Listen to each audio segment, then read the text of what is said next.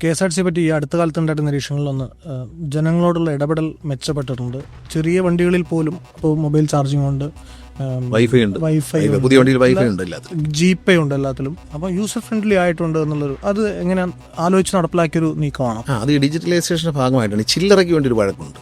നമ്മൾ ചില്ലറ കൊടുക്കാൻ വേണ്ടി, പ്രത്യേകിച്ച് സ്ത്രീകൾ ചില്ലറയ്ക്ക് വേണ്ടി അവരെ ബാഗ് മുഴുവൻ തപ്പുന്നതാണ്. അങ്ങനെ കണ്ടക്ടർ ഈ ബാഗ് വെച്ച് ചില്ലറയ്ക്ക് ഇങ്ങനെ കുലുക്കുന്നതും കാണാം. പിന്നെ രണ്ടുപേരും കൂടെ ചേർത്ത് 100 രൂപ മാറിയെടുത്തുള്ളൂ എന്ന് പറഞ്ഞു വിടും. ഇതെല്ലാം ഒഴിവാക്കണം എന്ന ആഗ്രഹത്തോടെയാണ് ഈ കാർഡ് കൊണ്ടുവരുന്നത്.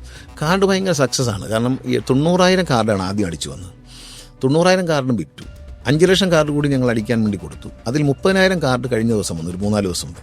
അപ്പോൾ ഈ കാർഡ് വരുന്നതോടെ എല്ലാവരും ഇത് സ്വീകരിക്കുകയും യാത്ര അതിലാകുകയും ചെയ്യുമ്പോൾ ഈ ചില്ലറ കൊടുക്കലും വഴക്കുകളും നിൽക്കും. പിന്നെ ഇത് പഞ്ച് ചെയ്ത് പോകുന്നതുകൊണ്ട് കൃത്യമായി പണം അപ്പം തന്നെ നമ്മുടെ അക്കൗണ്ടിൽ വരും. അതുകൊണ്ട് വളരെ അക്കൗണ്ടിങ് വളരെ ശരിയായി മാറും.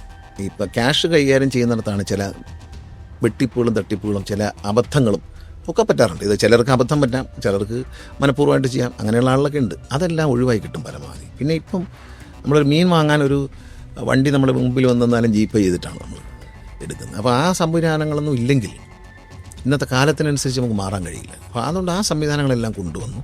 ഒറ്റ ദിവസം കൊണ്ട് 30,000 കാർഡ് തീർന്നു. ചെറിയ വണ്ടികൾ, ഇപ്പോൾ ഗ്രാമപ്രദേശങ്ങൾ ഓടാൻ വേണ്ടി ചെറിയ വണ്ടി വാങ്ങിച്ചിട്ടുണ്ട്. ലോക്കൽ നമ്മുടെ മലയോര പ്രദേശത്തുള്ള ഒറ്റപ്പെട്ട സ്ഥലങ്ങളിലേക്ക് ഓടിപ്പോകാൻ, അവിടെ തോട്ടം മേഖലകളിലും ആദിവാസി മേഖലകളിലൊക്കെ ആളുകൾ വണ്ടിയില്ല.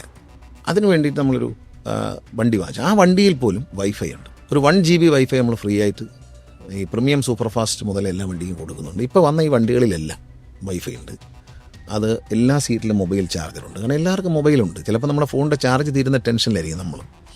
ഇപ്പോൾ ഒരു വയറുണ്ടെങ്കിൽ അതിൽ കുത്തിക്കഴിഞ്ഞാൽ ചാർജ് ചെയ്യാവുന്ന സമയം എല്ലാ സീറ്റിലും 2 ചാർജർ വെച്ചിട്ടുണ്ട്.